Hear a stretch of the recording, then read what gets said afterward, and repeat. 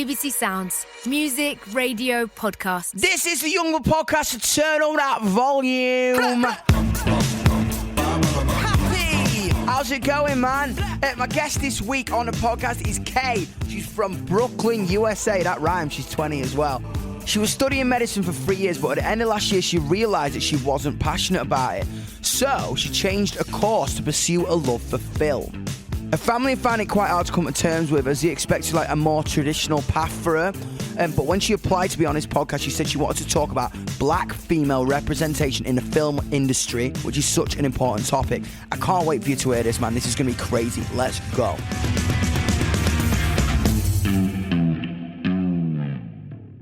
Yo! Whoa! How are you? I'm good. How are you? Oh, I'm so good, man. I'm so excited to talk to you today. Honestly, I'm absolutely buzzing. Where are you right now? Are you in Brooklyn? Yes, I'm in Brooklyn. How is it over there? Is it all right? It's freezing cold. Oh, mate, do you know what? It's freezing here as well. I'm literally shivering. I need to be warmed up like a little hot water bottle. And today, I'm so buzzing because you want to talk about black female representation in the film industry.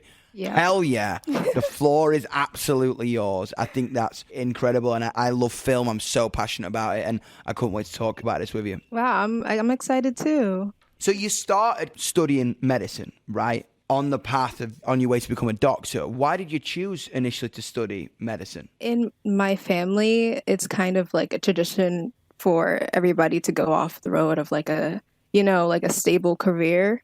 So It's either be a doctor or be a lawyer, things like that. We're really encouraged because they want us to have a viable financial livelihood, and they love education. So I kind of was just you know what? Yeah, I'm going to try this out because I like helping people. And then kind of got there, and then I was just wait, this is stressful. It's I mean, to become a doctor is quite a commitment. Yeah, it is. You know what I'm saying? I think you can't just be I'm going to become a doctor. No. You know what I'm saying? Yeah, it's quite a thing where you have to. I love that the idea you want to be a doctor because you like the idea of taking care of people. I think that's incredible. But I think we have to make the world realize that by doing creative things and by doing film and art and music and everything, that can heal. Yes. You know what I'm saying? I really, really do think that. I mean, I think it's so important to people's mental health and people's heads who are fighting things, who are going through things, to provide escape. And what made you realize that you kind of needed to change courses? Was it just a bit this is just not for me? Well, I kind of got 3 years in, and I was just you know what? If I made it this far, I can do it. But my mental health kind of just started declining, and I was just I don't think I can do this anymore. And I was just behind the scenes, writing scripts and writing about stories that I've always wanted to see made, and watching movies. And in my school, there's the 7th floor, and the 7th floor basically has all the film equipment, all the theater, all the cameras. Oh, sick. And I literally just leave class just to go up there, and I'd just be wow, man, I really wish I was here. Because everything looked so magical, and I was just man, this is so sick. I really wish I was here. And it kind of got me thinking, and I was just I'm not really happy here. But I also don't want to let my parents down, and I know that they just want me to be comfortable and safe and just doing something that I can have a stable life in. Stability, 100%. I think it's so funny with us artists, isn't it? Passion overrules everything. Passion and love and the need to create overrules everything. The need to exist in a world that we can build is the prize, if you like. And I think it's so cool and it's so courageous that you kind of did that. I admire you so much for just being I don't want to do this. This is what I want to do. And I think that's really cool. What was it like changing courses? Was it easy? Was it an easy process, or was it a lot of unraveling? How did your family take it? It wasn't easy, actually. It was really hard. But, they're kind of getting used to it day by day. They haven't fully gotten used to it yet. But, it takes time to get used to it. Yeah, exactly.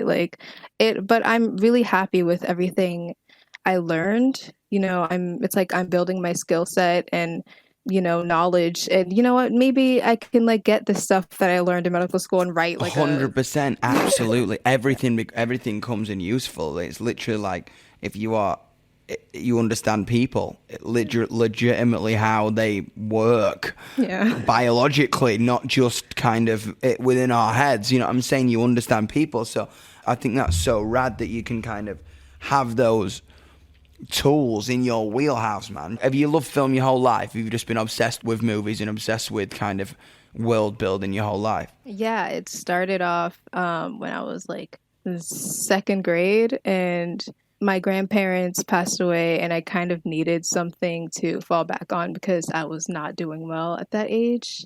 And so my parents got me this DVD player, and I would just like play the game plan, stuff like that. Like I just constantly watch movies and daydream, and it was not good for my education, but like it kind of helped me become creative in a way. Even when I got grounded and they take my like TV away, I just read. Keep daydreaming. I think that's it, man. Yeah. If you're out there, always keep daydreaming, man. Yeah. Honestly, I genuinely believe that. I think like anything your imagination can come up with, you can achieve. I really believe that. And I really think if you want it enough and your commitment is, if you know you want to do this and you work hard enough, it can be achievable. You know what I'm saying? And I think it's magic that you kind of embarking on this journey. And I love that you kind of, as I say, you are an advocate, and you were saying like you want to pursue top black female representation in the film industry. I think that's amazing. It's like, what are the current challenges you feel as a black woman in the film industry? We have to like consider representational intersectionality. Like I'm already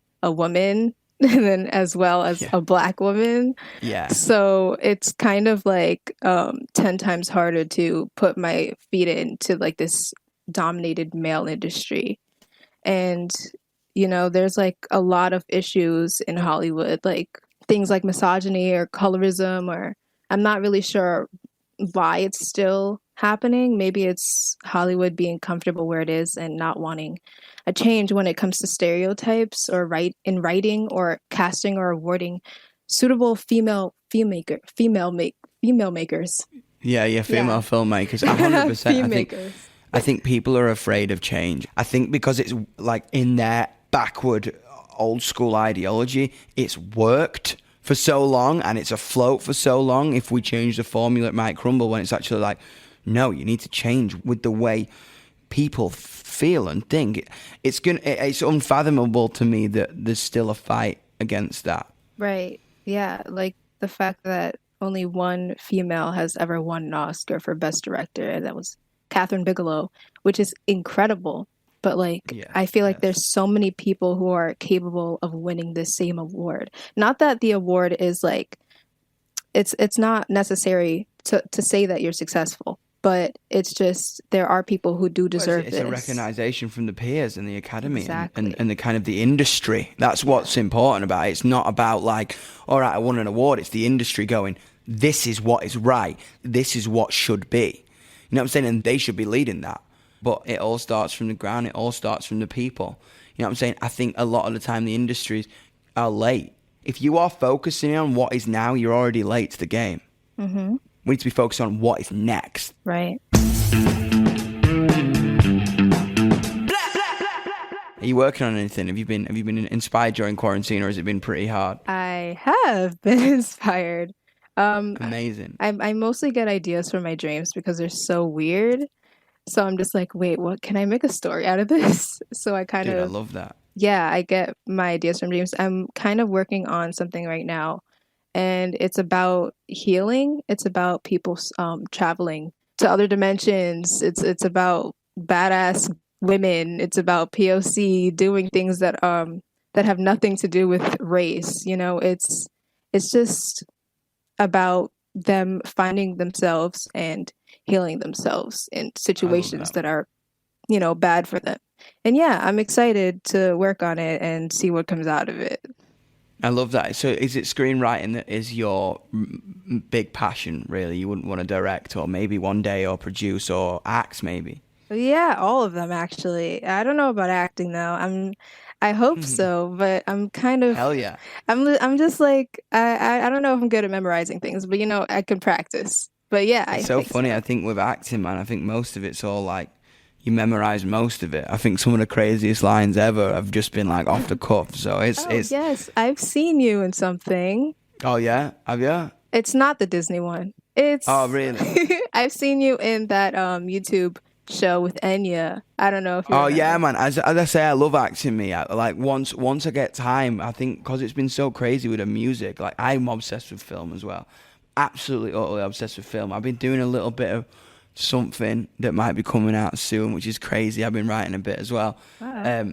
I just think I love it as well. I think it's different medium to what I usually do, but I love it. And do you know what? I'm so excited to see what you do. You've got something really cool. Honestly, I'm like, people think I'm mad. I said this earlier. Like, I feel people. Like, I think it's crazy. I think it's why I kind of was allowed to write songs that connected to a lot of people, because I feel people, and you feel like you got something about you. I can't wait to see your work and read your work, and I can't wait to be lining up at a cinema to chomp some popcorn to a film that you wrote. Well, thank you. Hopefully I get you like VIP tickets or something. Oh, dude, that'd be absolutely great. But trust me, I don't mind front row with a bit of salt of popcorn and a Slurpee or something. Sick. I'm I like vibing. that. Okay. Mad for it, man. Have you got anything you want to say to anyone, or are you good? Just remember to choose yourself, and if you're going through something, it's probably gonna work out in the end. Just gotta try healing yourself if no one else can. I love So it, yeah, man. that's all I gotta say. I love it, man. Thank you so much. You give Brooklyn a kiss from me. I know it's freezing. Yeah. But stay safe, and next time we're in New York, we'll sort your tickets for a show. Okay, thanks. Bye. I'll catch you later, okay? Okay, bye. Bye. See ya. Bye. I love it. It's so important, man, that we keep fighting for black female representation and black representation in the film industry. It needs to be supported from the industry itself. Keep fighting, keep talking, keep shouting every single day. If you want some more info or support on the issues we talked about on this episode, you can find it by searching online for BBC Action Line, man. Tell everyone you know about this podcast. Have a safe week. I'll see you soon.